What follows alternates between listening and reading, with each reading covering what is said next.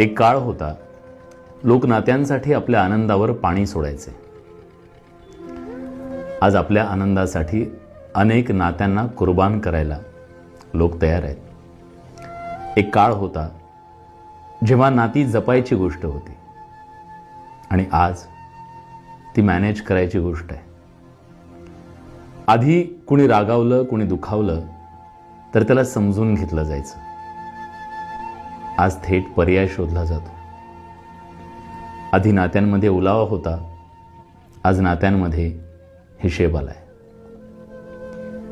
याचा अर्थ आजची पिढी वाईट आहे असं अजिबात नाही, पण ती घाईत आहे.